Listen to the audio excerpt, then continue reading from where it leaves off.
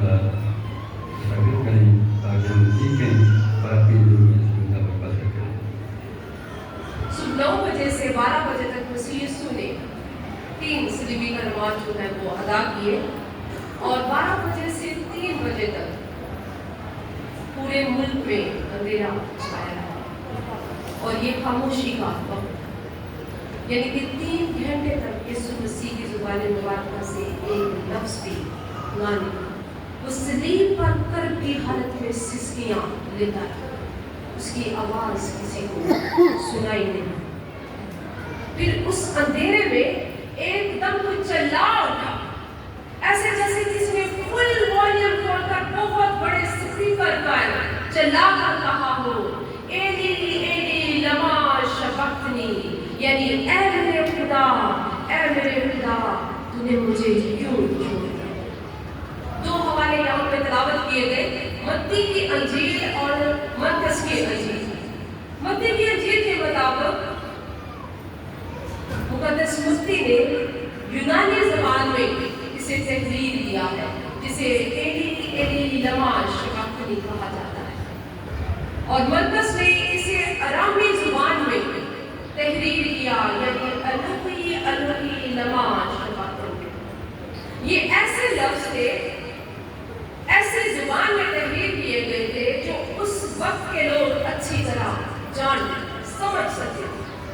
اگر یسوع نے یہ الفاظ یونانی زبان میں کہے تو بھی ارد گرد کے لوگ وہ بھی سمجھ سکتے تھے کہ اس کا کیا مطلب ہے۔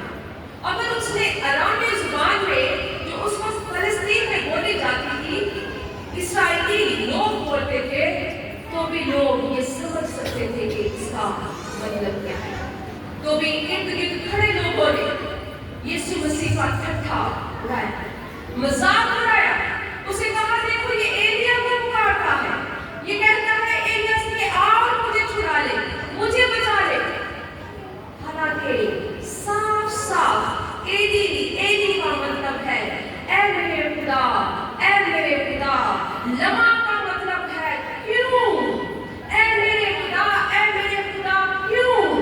شبقتنی کا مطلب ہے چھوڑ دیا، تنہا کر دیا، اکیلا کر دیا، رد کر دیا۔ اے میرے خدا تو نے مجھے کیوں چھوڑ دیا۔ یہاں پر صاف زبان میں اس نے پکارا، اور اتنی زور سے پکارا کہ اس کے ارد گرد کھڑی دور دور تک جو بھیڑ تھی وہ ان الفاظ کو صاف سن سکتی تھی۔ یسوع مسیح کا صلیب پر سے یہ پکارنا، یہ پکار دکھ کی پکار ہو سکتی ہے، لیکن یہ یسوع مسیح کی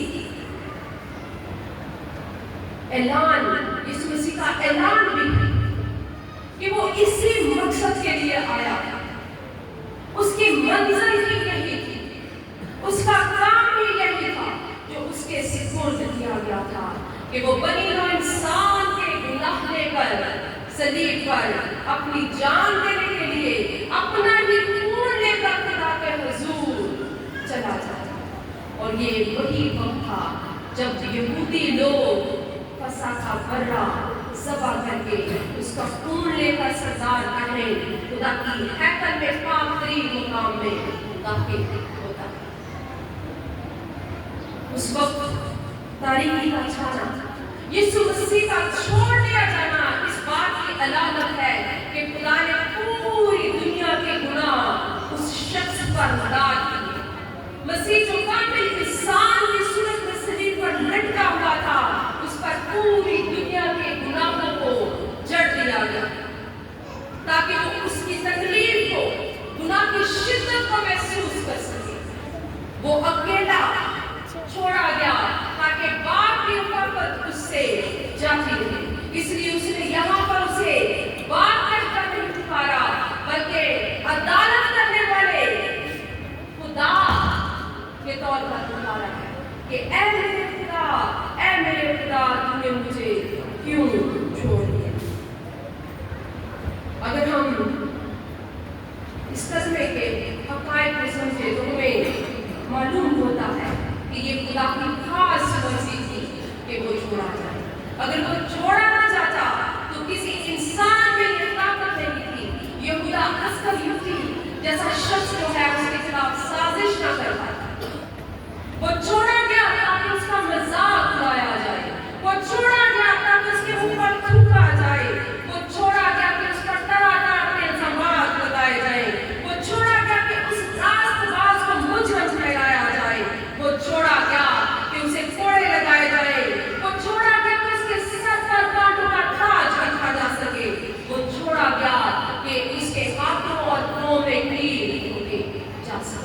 वरना किसी भी शख्स में ये ताकत, ये जुर्रत, ये कुव्वत मौजूद नहीं थी कि उस इलाही जात का कोई इल्जामात लगा सके, उसके मुंह पर थूक सकते, उसका मजाक उड़ा सकते। वो इसलिए छोड़ा गया ताकि वो सारी दुनिया के गुनाहों को लेकर एक ही बार आपके सामने हाजिर हो जाए, एक ही बार सरदार काहिर की सूरत में खुदा के हुजूर चला जाए।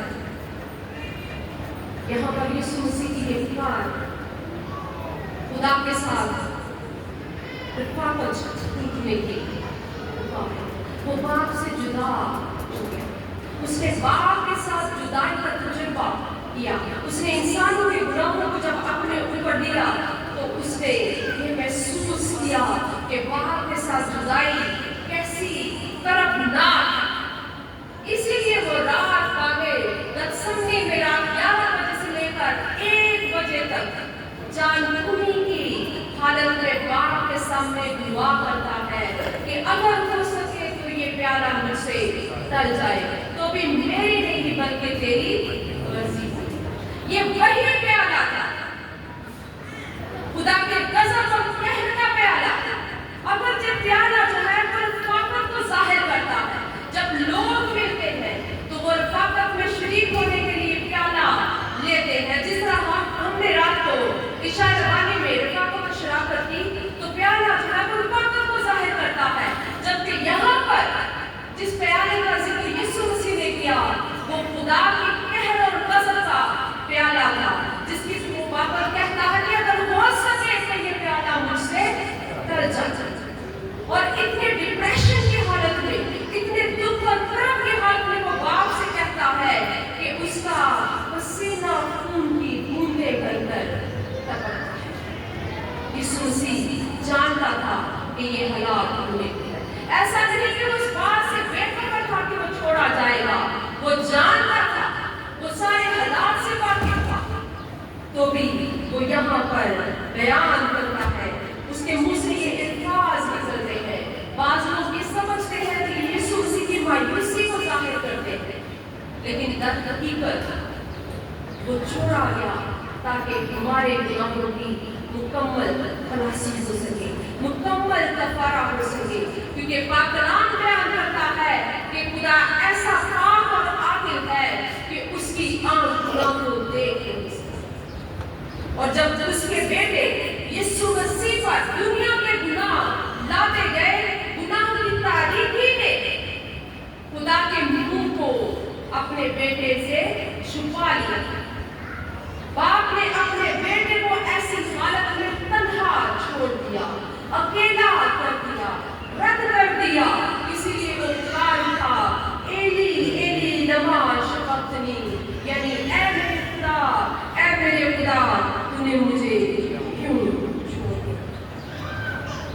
आज हमें इस प्रश्न के जरिए अपनी जिंदगियों पर बहुत हो सकता है कि वो जो बाप के साथ हर वक्त रफ़ाक़त में रहता है, वो जो इलाही ज़ात है,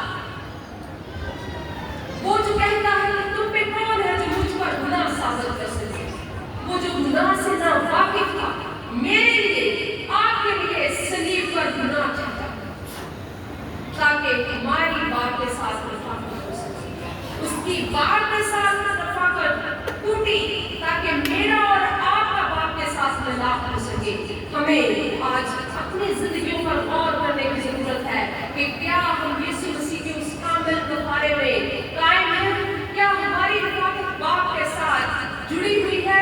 क्या हम बाप के साथ मिलाप रखते हैं, या हम अपने गुनाहों के बायस फिर से उसी गंदगी में जिंदगी गुजार रहे हैं जिसे खुदा यीशु मसीह ने अपने पाक लोगों से एक ही बार धो दिया।